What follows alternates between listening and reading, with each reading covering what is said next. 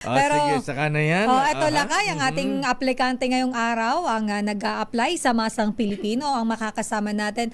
Lakay, siya ay isang anak ng magsasaka at mangingisda. At naku, naging biktima rin pala siya Lakay ng torture noong martial law. At parte siya Lakay, ang kanyang partido, political party ay Makabayan. At of course, tumatakbong senador. Siya ang national president Lakay ng Piston o pagkakaisa ng samahan ng mga samahan ng tsuper at operator nationwide. At makakasama natin Lakay ngayon, of course, si Kamodi. Mas kilala kasi siya Lakay na si Kamodi Floranda o Modesto Floranda. Kamodi, good morning po at mag-hi naman po kayo sa ating mga viewers at listeners.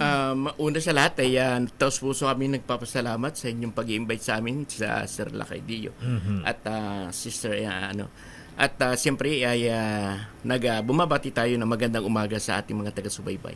Mas maganda yata Kamodi kung wala kang sombrero. Ano? Apo. Okay lang yan. Parang Boy Gonzales wala to eh. Dapat may sombrero lagi. Kanina nga walang sombrero kaya akala ko nagpagupit kasi may interview ngayon. Parang palos yung yung sombrero, Parang, Cesar Montano Parang Bernard Bonin daw, sabi ni parang palos daw, sabi ni Dr. Well Aguila. Anyway, Kamodi, kayo po ay leader ng Piston, leader ng mga jeepney drivers. Bakit ngayon po Kamodi? Abay gusto yung mag-iba ng linya? Ang gusto naman ngayon, nag-a-apply kayo bilang kandidato sa pagka-senador. Bakit gusto yung maging senador, Kamodi Floranda?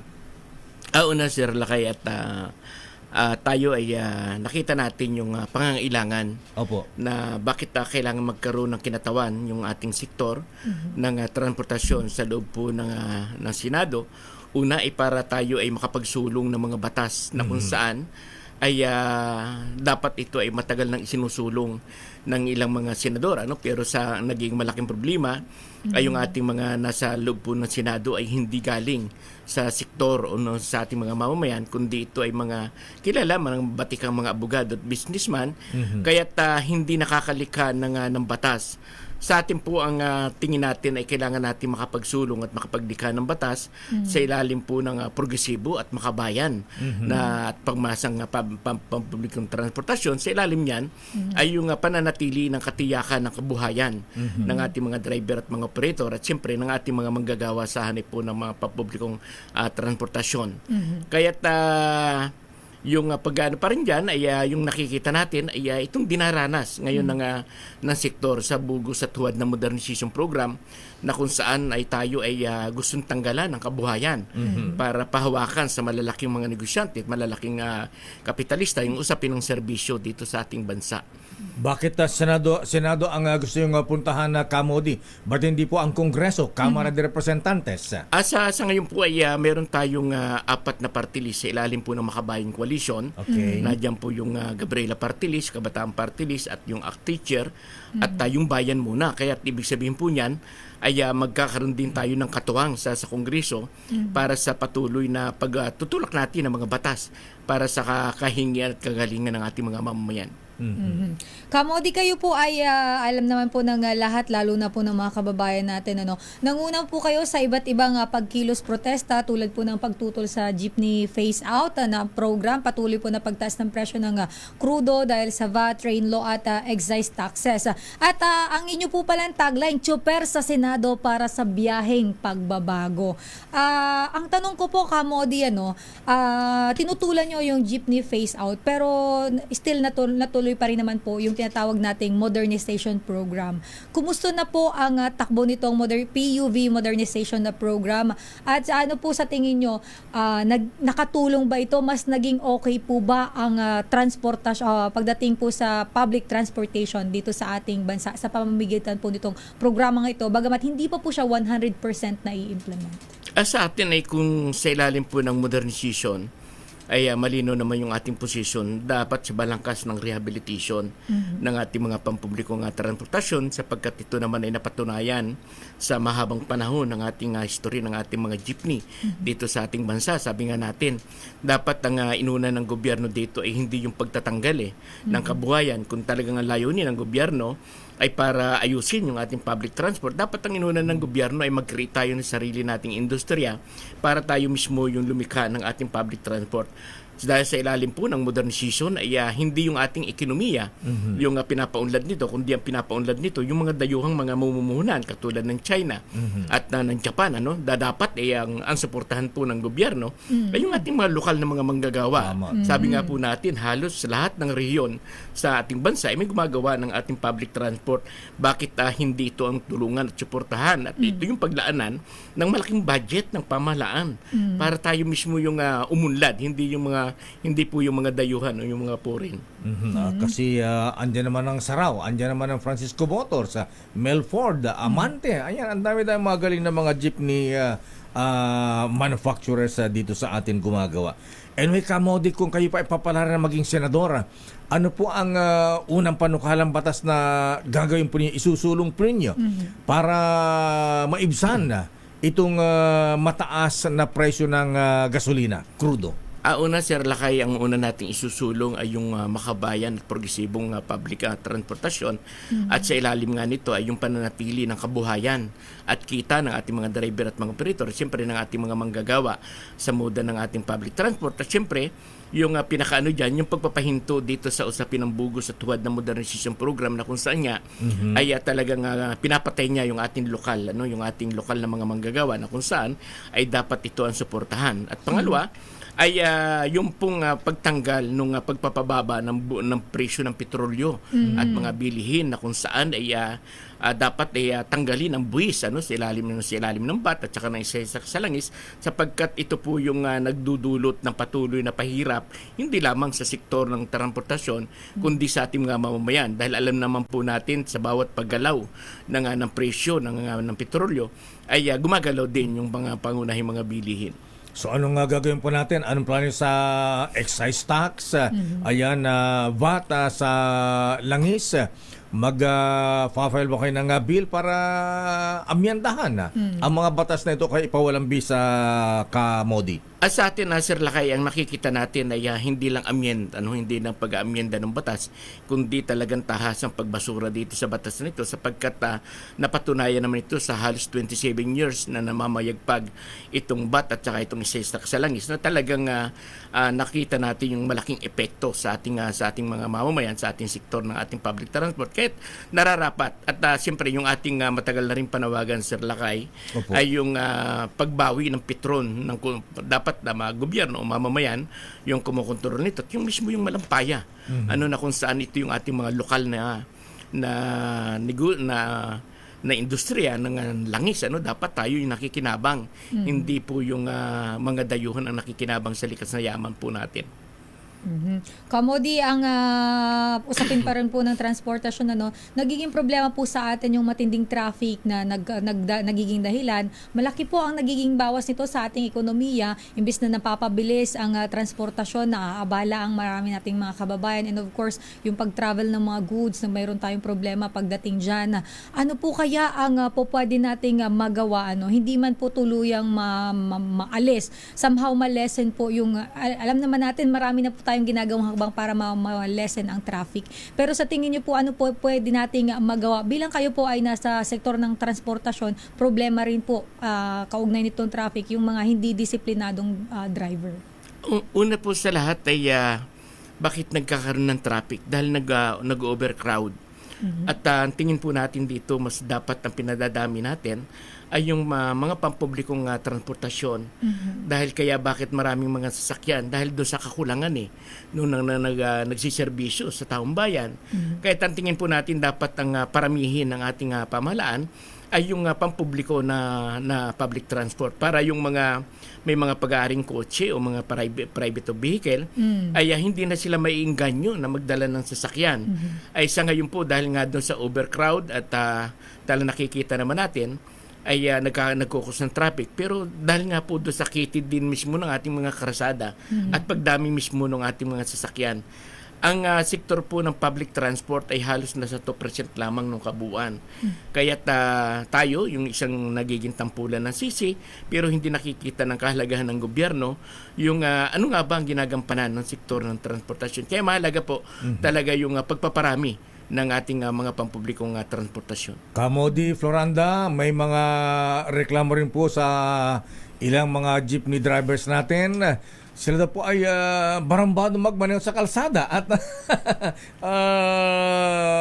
ang tawag nito, hindi sumusunod sa batas sa trapiko. Paano kaya ang magagawa natin dyan, Kamodi, para ang ating mga jeepney drivers naman ay disiplinado pagdating po sa kalsada, sa kalye, Kamodi? Ang sektor po ng transport ay madaling sumunod sa batas.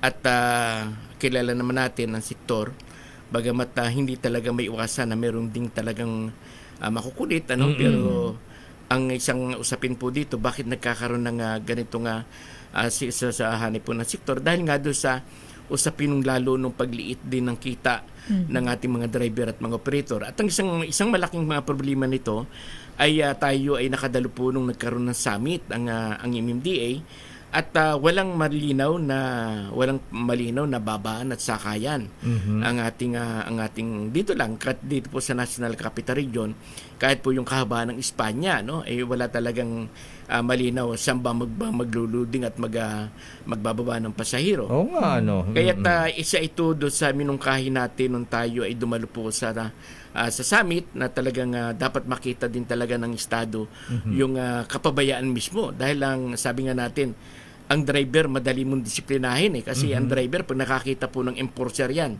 talagang doon yung natatakot sila dahil alam nilang violation. Pero ang isang nagiging malaking problema, yung ilang karanasan po natin sa Lakay ay halimbawa dito po sa may pagtawid ng Kamuning, mayroon po doong loading and loading. Ay yung enforcer po, tatayo yan doon sa harapan ng unloading and loading. Ay pag nagbaba ka dito sa mismong itinakda ng loading and loading, huling ka ng enforcer doon sa harapan ng loading and loading. Kaya ang sa atin ay dapat parehong dinidisiplina. Hindi lamang ang sektor ng transport, kundi mismo yung nasa enforcement ay kailangan ayusin din po. So dapat sa tingin nyo, Kamodi, ay magtakda ng lugar na tipong bus stop, jeepney stop, mga ganyan. Para hindi po... Dapat po yung, halimbawa yung isang inaano po dyan, halimbawa po yung Makati. Di ba ang Makati sa kahabaan po ng Ayala, iba yung babaan, iba yung sakayan. Yes, so nga. Dapat mayroong konkreto talaga na, hindi kung saan nakatayo yung enforcer, ay doon ka hihinto. Kasi ang talagang hindi rin naman talaga biro yung usapin po ng mga penalty na pinapatupad ng lokal at ng national na pamahalaan. Sa atin po, sa ilalim po ng 2014-01, talagang siyempreng obstruction 1,000 piso yung mawawala. Bagamat ito ay malino na paglabag doon sa usapin ng buwis ng ating mga mamamayan. Pero talagang sabi nga natin, madaling disiplinahin kung yung nagdidisiplina ay disiplinado din po. Ayun. Okay, Lakay. Samantala ito naman, Kamodi, paano po ninyo masasabi, marami po ang tumatakbong senador ngayon, napakarami pong pagpipilian. Ano po ang meron si Kamodi para po iboto ng masang Pilipino? At alam naman po natin, marami po talaga kayo, 63 po yata kayo ngayon na maglalaban-laban sa pagka-senador. At 12 seats po ang kailangan sa Senado. So bakit po kayo dapat mapabilang dun sa 12 na yon? Una ay yung ating record naman ay matagal na tayong nagsiservisyo, hindi lamang sa sektor ng transport, kundi sa ating mga mamayan, at nakita natin yung kahalagahan na talagang magkaroon ng kinatawan sa loob po ng Senado, yung sektor natin. At siyempre, yun nga po, yung ating mga isusulong ng mga batas ay yung para sa interes kapakanan ng mga driver at mga operator. Ito yung nakikita natin na hindi po katulad sa ngayon at ang bagamat talagang maraming tumatakbo ng mga senador, pero ito ay mga halos pamilya na yung tumatakbo senador, kung hindi magkakapatid, mag-iina, mag-aama, na kung saan ay mismo yung ating mga sektor na sabi nga natin galing sa laylayan ay hindi nagkakaroon ng lehitimo ng kinatawan sa Senado, na dapat ito ay bahagi para yung lilikain natin mga batas o mga palisiya ay nakalapat doon sa konkretong kalagayan ng ating mga mamamayan. Kayo ba, Kamodi, ay nakapag-ikot na sa buong Pilipinas, Luzon, Visayas, Mindanao? At tayo po ay tuloy-tuloy po tayong umiikot at kararating lang po natin galing Pampanga at nung nakarang po ay galing tayo ng Baguio City at nung January tayo po ay galing ng Laguna at Cebu at tayo po ay papunta ng Panay at Bacolod itong mga darating na mga araw. Tuloy-tuloy po yung ating campaign, tuloy-tuloy yung ating pag-iikot, tuloy-tuloy yung ating pagtalastasan sa mga driver at mga operator at siyempre sa ating mga mamamayan sapagkat sila po yung dahilan kung bakit po tayo ay pumapasok dito sa panibagong andanan ng laban ng mga driver at mga operator. Ayan, sakay po kayo ng jeepney mula Luzon, Visayas, Mindanao hanggang Senado.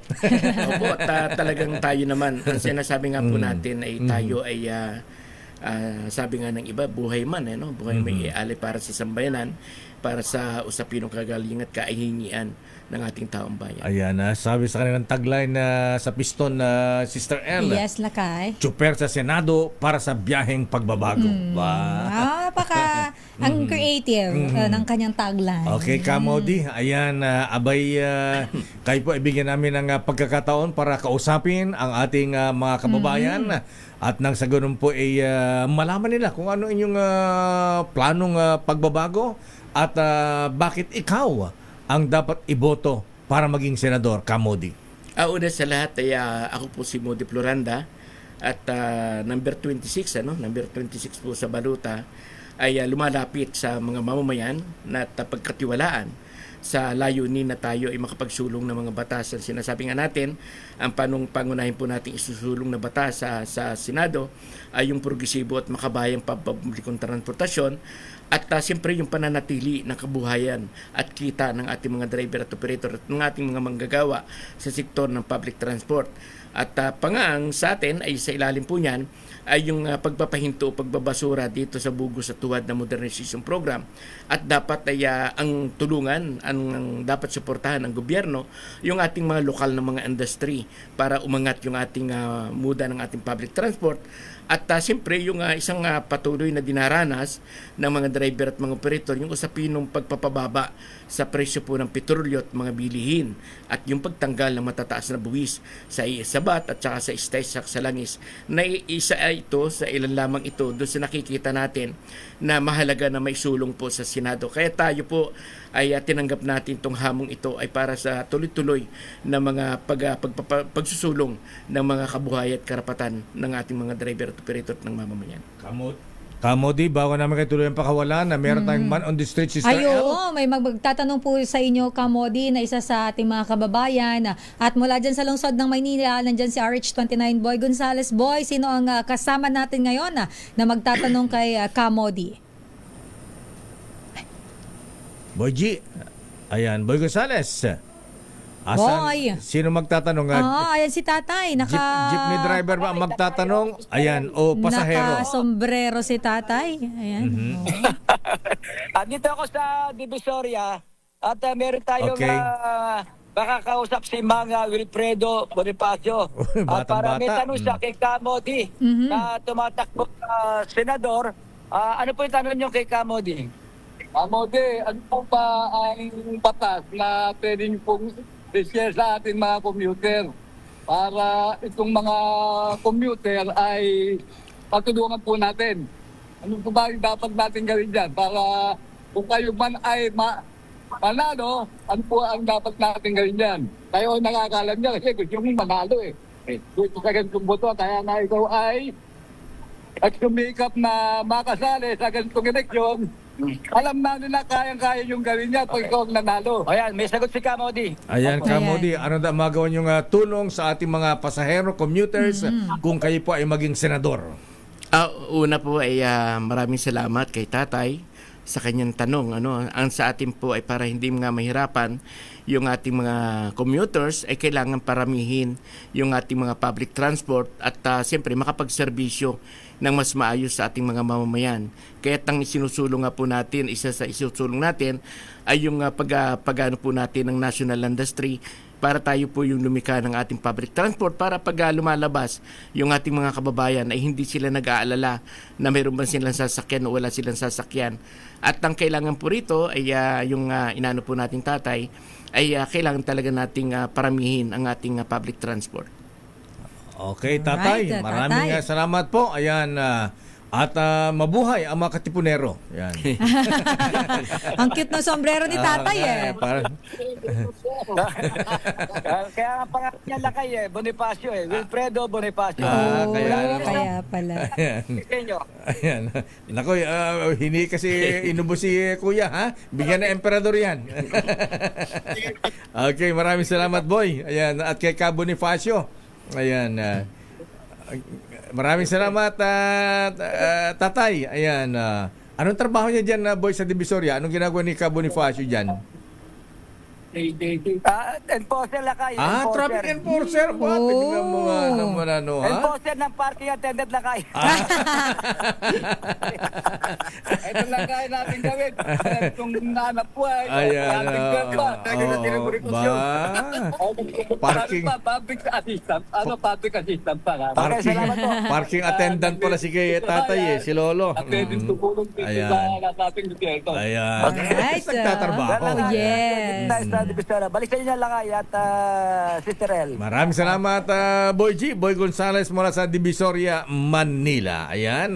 Ayan, Kamodi. Ayan, so asan po ng ating mga kabayan, noong kayo po ay palarin maging senador, ayan, maisulong nyo ang mga pagbabago. Ayan, tsuper sa Senado para sa biyaheng pagbabago. Anong numero kayo sa Kamodi sa balota? Number 26 po, Lakay. Number Number 26. 26. Ayan. Mahabigan na Ginoong Modesto Floranda, Akamodi Floranda, ang National President ng Piston, pagkakaisa ng mga samahan ng tsuper at operators nationwide. Number 26 sa balota para sa Senado, Kamodi Floranda. Kilalanin ang mga nagnanais maging lingkod bayan sa Bakit Ikaw? The DZRH Job Interview for 2025 Midterm Elections.